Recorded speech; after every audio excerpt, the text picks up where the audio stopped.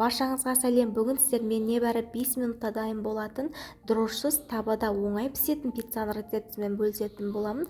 Рецептіні міндетті түрде соңына дейін қарап, менің каналыма тіркеліп, жанындағы қоңырауша белгісін басып қойды ұмытпаңыздар. Ең алдымен бір таза ыдысымызға 4 жұмыртқамызды саламыз.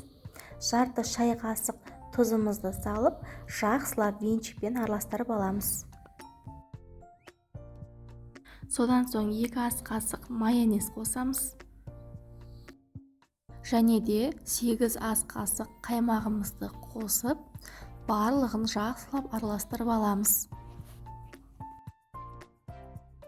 Бұл пицца өте жылдам әзірленетін болғандықтан, асығыс кезде балаларыңыз пицца сұраған кезде жасап бере салсаңыздар өте керемет, дәмі супер болып шығады.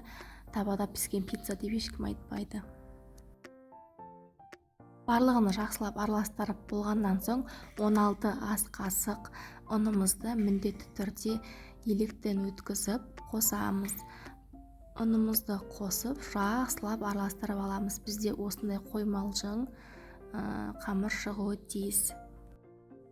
Табамызды отқа қойып, сұйық майымызбен табамызды міндетті түрде майлап аламыз. Және де қамырымыздың аз ғана бөлігін қосамыз. Қыздар, бұл қамырмен менде 4 пицца шықты. Енді табаңыздың көлеміне байланысты қанша пицца шығуы. Қамырымызды бір тегіс етіп жайып алғаннан соң үстіне кетчуп жағамыз. Содан соң үккіштен өткізілген сырымызды саламыз. Салмасына мен шұжық пен тұз алған қияр салдым.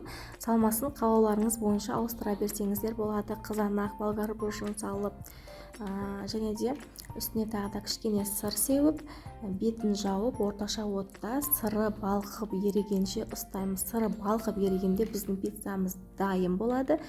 Осымен өте дәмді, өте жылдам әзірленетін біздің пиццамыз дайын. Табада піскен пицца деп ешкім айтпайды.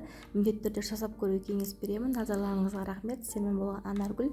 Міндетті түрде менің каналыма тіркеліп, жанындағы қоңырау белгісін басып қойды. Ұмытпаңыздар.